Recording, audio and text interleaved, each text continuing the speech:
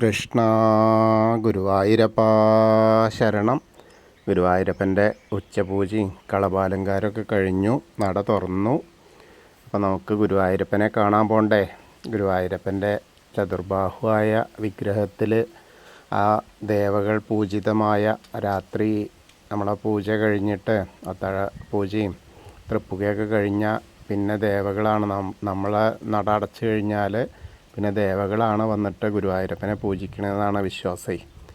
ആ വിശ്വാസത്തിൻ്റെ ഫലമായിട്ടാണ് നമ്മളൊക്കെ നിർമ്മാല്യത്തിന് പോകുമ്പോൾ അതിന് അത്രയും പ്രസക്തി ഉണ്ട് എന്നൊക്കെ പറയുന്നത്. അങ്ങനെ ആ ദേവകൾ പൂജിതമായ ആ വിഗ്രഹത്തിൽ ഇന്നിപ്പോൾ ഏത് രൂപത്തിലാണ് ഭഗവാൻ കാത്തു നിൽക്കുന്നതെന്ന് അറിയില്ല. ഭക്തരെ അനുഗ്രഹിക്കാൻ നമുക്കിങ്ങനെ പോയി നോക്കാം.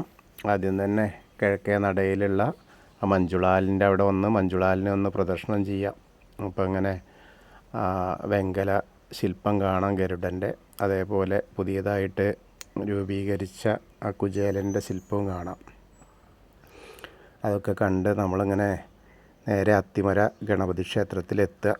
അത്തിമര ഗണപതി ക്ഷേത്രത്തിലെത്തി ഗണേശനെ കണ്ട് സർവ്വവിഘ്നങ്ങളും മാറ്റിത്തരാൻ വേണ്ടി പ്രാർത്ഥിക്കുക. അതൊക്കെ കഴിഞ്ഞ് അങ്ങനെ വന്ന് ആ ഗോപുരവാതിൽ ഇങ്ങനെ കടന്ന് ഭഗവാന്റെ അകത്തേക്ക് ഇങ്ങനെ കയറുക. അപ്പം അങ്ങനെ കയറുമ്പോൾ നമുക്കിങ്ങനെ ആ ചുറ്റമ്പലത്തിലേക്ക് കയറുമ്പോൾ തന്നെ ഒരു അനുഭൂതിയാണ്. ആ ഭഗവാന്റെ അടുത്തെത്തി എന്നുള്ളൊരു സന്തോഷം.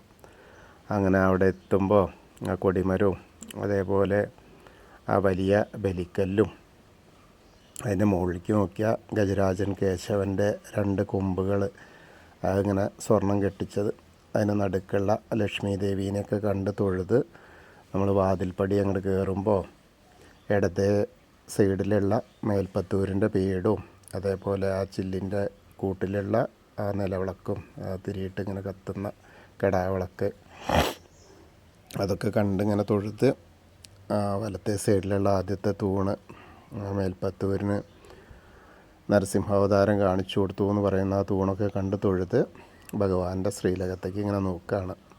ശ്രീലകത്തേക്ക് ഇങ്ങനെ പ്രകാശം ഇങ്ങനെ കാണുന്നു. ഇങ്ങനെ നോക്കി വരുമ്പോൾ നമുക്കിന്ന് കാണാനുള്ളത് അന്ന് ആമയാണ് കേട്ടോ. ദശാവതാരത്തിലെ 2ാമത്തെ അവതാരമായ കൂർമാവതാരമാണ് ശ്രീലകത്ത് നിന്ന് വിരിഞ്ഞിരിക്കുന്നത് കളഭം കൊണ്ട്, കളഭച്ചാർത്തിൽ. അങ്ങനെ നോക്കുമ്പോൾ ആമേനെ ഇങ്ങനെ ശരിക്ക്, അതായത് ആ കളഭം ഇങ്ങനെ അതിൻ്റെ മുകളിൽ പട്ടിങ്ങനെ വെച്ച് അതിൻ്റെ ആമയുടെ ഓരോ തോടുകളും ആ തോടിൻ്റെ പുറത്തെ ശൽക്കങ്ങളൊക്കെ ഇങ്ങനെ വേറെ വേറെ വ്യക്തമായിട്ട് കാണാണ്ടെന്നാണ്. അങ്ങനെ നോക്കി വരുമ്പോൾ മുകളിലേക്ക് ഇങ്ങനെ നോക്കിയാൽ ആ 4 കാലൊക്കെ ഇങ്ങനെ കാണാണ്ടേ, ആമയുടെ 4 കാലൊക്കെ കാണാണ്ടെന്ന്. അങ്ങനെ മുകളിലേക്ക് ഇങ്ങനെ നോക്കിയാൽ അരമണിയൊക്കെ കാണാണ്ട്. അവിടുന്ന് അങ്ങോട്ട് പകുതി ഭാഗം ആമയും ബാക്കി പകുതി ഭാഗം മഹാപ്രഭുവാണ്. അങ്ങനെ നോക്കി വരുമ്പോൾ മുകളിലേക്ക് ഇങ്ങനെ നോക്കിയാൽ ആ കഴുത്തിലൊരു മാങ്ങാമാല ഉണ്ട്, അതേപോലെ ഒരു വളയം പോലത്തെ മാലയുണ്ട്. അതിന് നടുക്കായിട്ടൊരു ഗോപീതിലകം വെച്ചിട്ടുണ്ട്.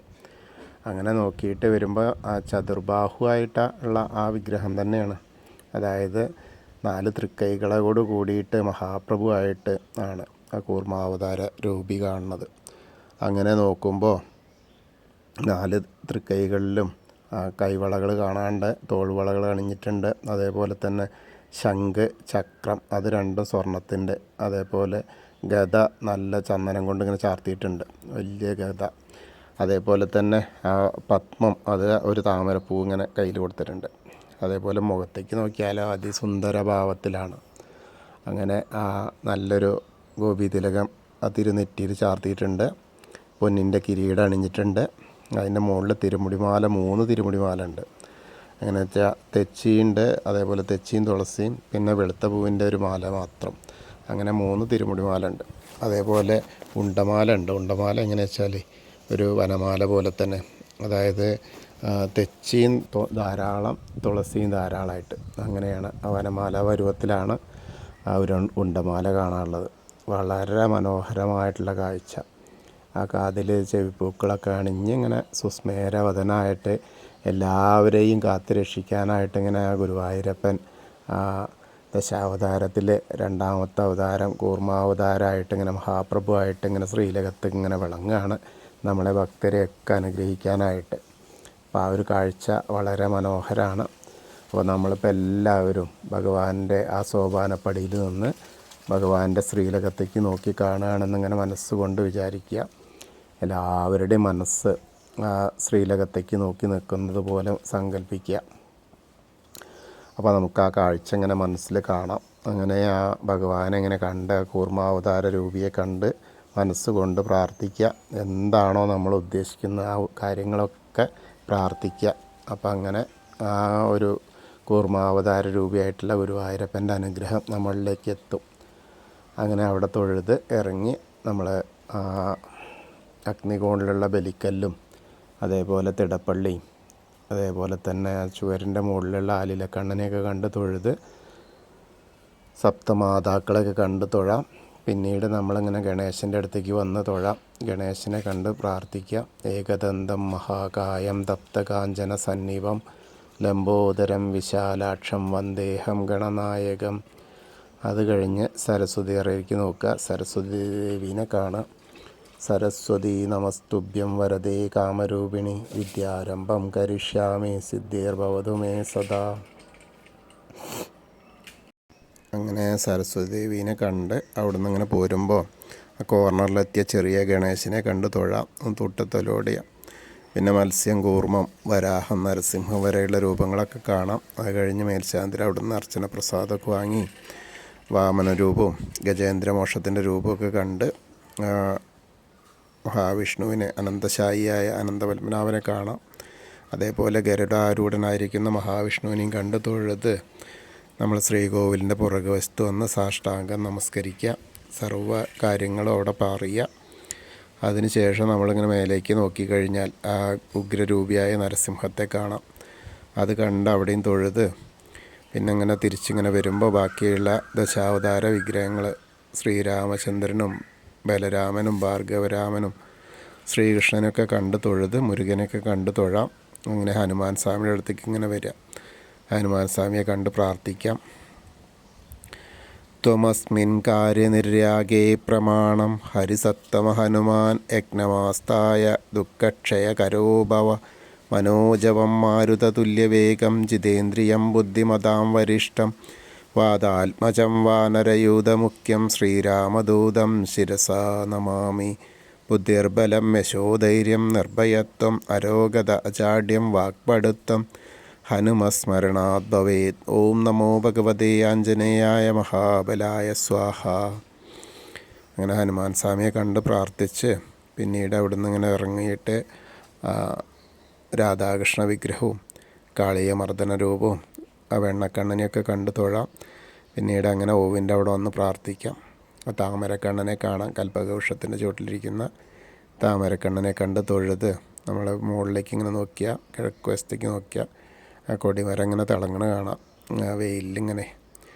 അത് കഴിഞ്ഞ് നമ്മൾ ആ നൃത്താറയിലും അതേപോലെ മണിക്കിണറും കുറൂരമ്മയും നാരദരെയും വസുദേവരെയും മേൽപ്പത്തൂരിനെയൊക്കെ കണ്ട് തൊഴുത് നമ്മൾ വടക്കേ നടയിൽ കൂടെ പുറത്തേക്ക് വന്ന് ചന്ദനവും തീർത്ഥവും കൊടുക്കുന്ന പ്രസാദ കൗണ്ടറിൻ്റെ അവിടെ ഒന്ന് അതൊക്കെ വാങ്ങാം. അതിനുശേഷം എടത്തരികത്ത് കാവിലെ ഭഗവതിയുടെ അടുത്തേക്ക് വന്ന് ഭഗവതിയെ കണ്ട് തൊഴാം. സർവമംഗളമാംഗല്യേ ശിവേ സർവാർത്ഥസാധികേ ശരണ്യേ ത്രയംബകേ ഗൗരി നാരായണി നമസ്തുതേ. അങ്ങനെ അമ്മയെ കണ്ട് തൊഴുത് അവിടെ നിന്ന് ഇങ്ങനെ വരുമ്പോൾ ആ കോർണറിലെത്തിയാൽ വടക്ക് പടിഞ്ഞാറ് ഭാഗത്തേക്ക് തിരിഞ്ഞ് നിൽക്കുക. മമ്മിയൂരപ്പനെ മനസ്സിൽ വിചാരിച്ച് നമശിവായ നമശിവായ നമശിവായ എന്നുള്ള പഞ്ചാക്ഷരി മന്ത്രം ജപിക്കുകയും ചെയ്യാം. അങ്ങനെ മമ്മിയൂരപ്പൻ്റെ ആ ഒരു അനുഗ്രഹം നമുക്ക് ലഭിക്കും. അത് കഴിഞ്ഞ് ഒന്ന് പ്രദക്ഷിണം ചെയ്ത് കൊടിമരത്തിൻ്റെ അവിടെ വന്ന് പ്രാർത്ഥിക്കാം. കൂർമാവതാരമൂർത്തിയെ കണ്ട് മനസ്സുകൊണ്ട് നമസ്കരിക്കാം. അത് കഴിഞ്ഞ് കൂത്തമ്പലത്തിൽ വന്ന് നമസ്കരിക്കാം. അതിനുശേഷം നമ്മൾ വന്ന് അയ്യപ്പസ്വാമിയുടെ അടുത്ത് വന്ന് അയ്യപ്പസ്വാമിയെ കണ്ട് പ്രാർത്ഥിക്കാം. ഭൂതനാഥ സദാനന്ദ സർവഭൂതദയാപര രക്ഷ രക്ഷ മഹാബാഹു ശാസ്ത്രേ സ്തുഭ്യം നമോ നമ. അങ്ങനെ പ്രദക്ഷിണം ചെയ്ത് അവിടുന്ന് വന്ന് നേരെ വന്ന് പടിഞ്ഞാറ് നടയിലുള്ള ദീപസ്തംഭത്തിൻ്റെ മുകളിലുള്ള വേണുഗോപാലിനെയും അതേപോലെ കൊടിമരത്തിൻ്റെ ഗരുഡധ്വജനെയൊക്കെ കണ്ട് തൊഴുത് നമ്മൾ നേരെ പടിഞ്ഞാറ് നടയിൽ കൂടെ പുറത്തേക്ക് വരിക. പുറത്തേക്ക് വന്ന് രുദ്രതീർത്ഥ കുളത്തെ ഒന്ന് പ്രദക്ഷിണം ചെയ്യാനായിട്ട് പോവുക. അങ്ങനെ പ്രദക്ഷിണം ചെയ്യുമ്പോൾ ആ കാളിയമർദ്ദന രൂപിയെ കാണാം. അതിനുശേഷം നേരെ വന്ന് പൂന്താനം തിരുമേനി പൂജിച്ചിരുന്ന വിഗ്രഹമുള്ള നാരായണാലയത്തിൽ വന്നിട്ട് അവിടെ ഒന്ന് തൊഴുത് നമസ്കരിക്കാം. അതിനുശേഷം നേരെ ഭഗവതി നടയിലും ആ വലിയ ദീപസ്തംഭത്തിൻ്റെ അവിടെ വന്നിട്ട് വീണ്ടും ഭഗവാന്റെ ശ്രീലകത്തേക്ക് നോക്കിയിട്ട് ആ കൂർമാവതാരമൂർത്തിയെ കണ്ട് പ്രാർത്ഥിക്കാം. അതിനുശേഷം നമ്മൾ നേരെ തെക്കേ നടയിലുള്ള കൂവളത്തെ ഒന്ന് പ്രദക്ഷിണം ചെയ്യുമ്പോൾ മഹാദേവനെയും പാർവതീദേവിനെയും മനസ്സുകൊണ്ട് പ്രാർത്ഥിക്കുക. അപ്പോൾ അവരുടെ അനുഗ്രഹം നമുക്ക് കിട്ടും. അപ്പോൾ നമുക്ക് ഇന്നത്തെയും ഗുരുവായൂരപ്പൻ്റെ ഉച്ചപൂജയും കളഭാലങ്കാരമൊക്കെ കണ്ടു തൊഴുതു. എല്ലാവർക്കും ആ ഗുരുവായൂരപ്പൻ്റെ അനുഗ്രഹം സംരക്ഷണമൊക്കെ കിട്ടും. ഹരേ കൃഷ്ണ. കൃഷ്ണായ വാസുദേവായ ഹരയേ പരമാത്മനെ പ്രണതക്ലേശനാശായ ഗോവിന്ദായ നമോ നമഃ. ഹരേ കൃഷ്ണ. ഗുരുവായൂരപ്പാ ശരണം.